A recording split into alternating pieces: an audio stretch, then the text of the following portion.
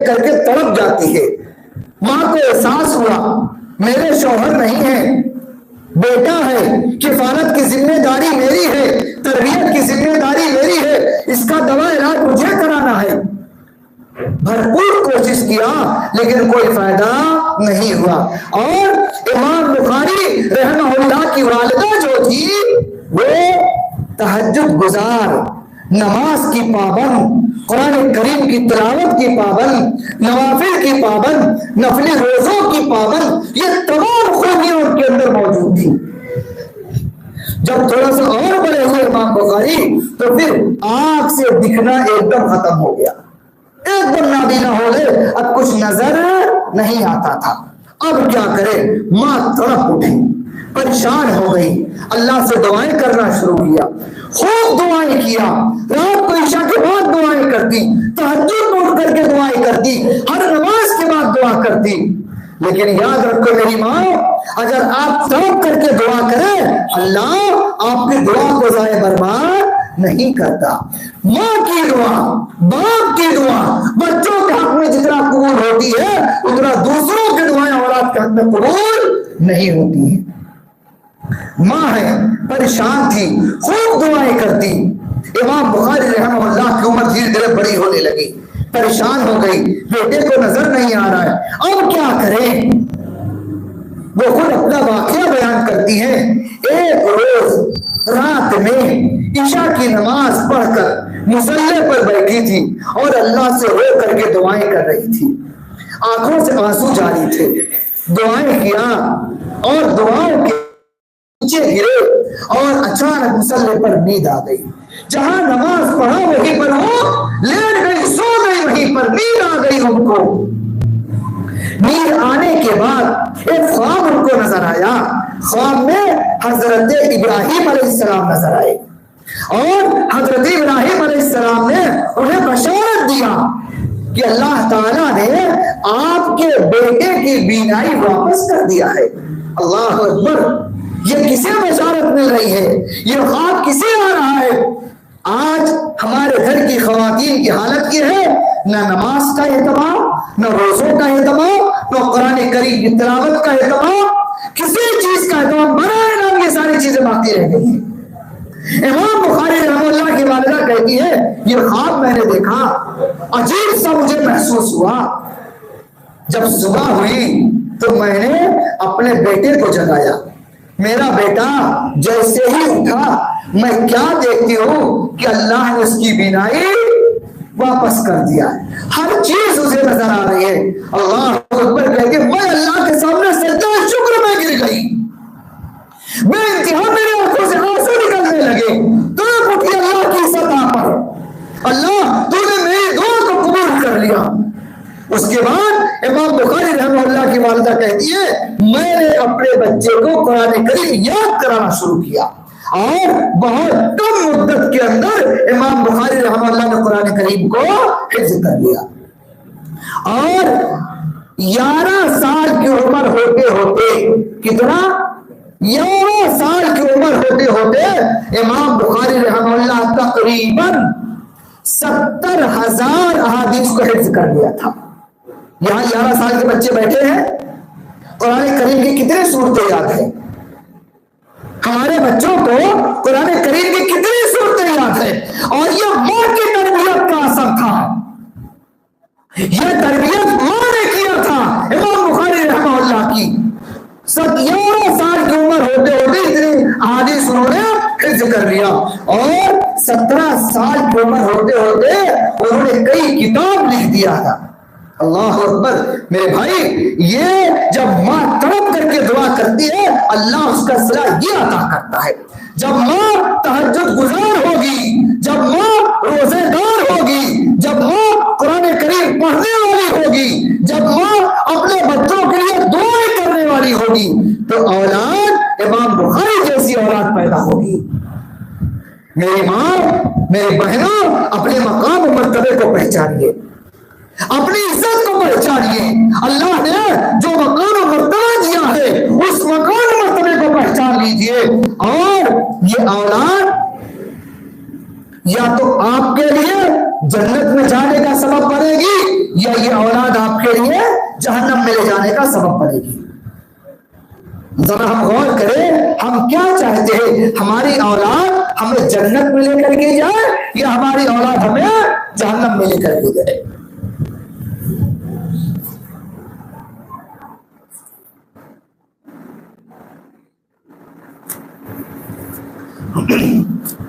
میرے محترم، یہ امام بخاری رحمہ اللہ تھے جن کی مختصر ایک جھلک میں نے آپ کو دکھایا ہے۔ ایسے ہی بے شمار مثالیں موجود ہیں۔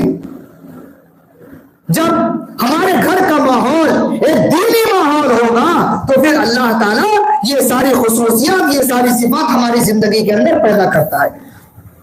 اور ہمیں عبادت کب تک کرنا ہے، کس طرح کرنا ہے، اللہ تعالیٰ نے قرآن کریم میں یہ بھی ذکر کیا۔ اللہ رب العالمین نے پیارے نبی جناب محمد رسول اللہ صلی اللہ علیہ وسلم کو مخاطب کرتے ہوئے فرمایا، وَاعْبُدْ رَبَّكَ حَتَّى يَأْتِيَكَ الْيَقِينُ، اے میرے محبوب، اے میرے نبی، تم اللہ کی عبادت کرتے رہو، اللہ کی عبادت کرتے رہو اور یہاں تک کہ تمہیں موت آ جائے۔ اللہ کی عبادت کرو یہاں تک کہ تمہیں موت آ جائے۔ آج ہم اور آپ عبادت کب تک کرتے ہیں؟ جب تک کہ عید کا چاند نظر نہ آ جائے۔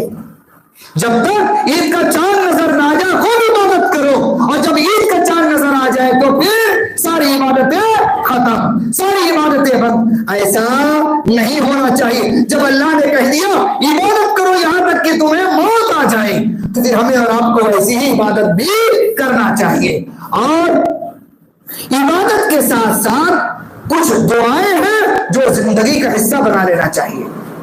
ہمارے اور آپ کے جو دل ہیں یہ کس کے قبضے میں ہے؟ اللہ تعالیٰ کے قبضے میں ہے نا۔ اللہ دلوں کو عدلتا بدلتا رہتا ہے۔ کبھی سوچا کہ رمضان میں اللہ نے اتنی عبادت کی توفیق دیا اور رمضان کے ختم ہوتے ہی یہ عبادت کی توفیق آخر ہم سے چھن کیوں گئی؟ ہم پہلے جیسے نمازی کیوں نہیں رہے؟ ہم پہلے جیسے عبادت گزار کیوں نہیں رہے؟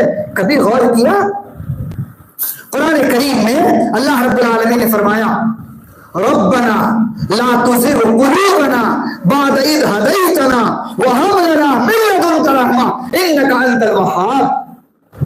اللہ نے دعا سکھایا ہے۔ اللہ نے کہا میرے بندوں کہتے رہو اللہ تعالیٰ سے، مانتے رہو، ربنا لا تزغ قلوبنا بعد اذ هديتنا، اے اللہ جب تو نے ہمیں ہدایت عطا کر دیا ہے تو ہدایت دینے کے بعد ہمیں گمراہی کی طرف مت لے جانا۔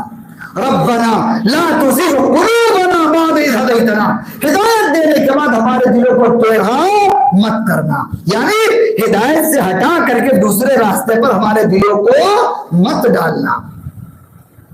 وَهَبْ لَنَا مِن لَّدُنكَ رَحْمَةً، اے اللہ اپنی جانب سے ہمیں رحمت عطا فرما۔ کیا ہم اور آپ اس دعا کے پڑھنے کا اہتمام کرتے ہیں؟ ہر نماز کے بعد میرے بھائی، مرد ہو یا عورت کوئی بھی ہو، ہر نماز کے بعد اس دعا کو پڑھنے کا اہتمام کیجیے اور دل سے پڑھیے، انشاءاللہ اللہ رب العالمین پہلی جیسی توفیق آپ کو عطا کرے گا۔ دوسری دعا حدیث کے اندر جو اللہ کے نبی صلی اللہ علیہ وسلم نے سکھایا وہ کیا ہے؟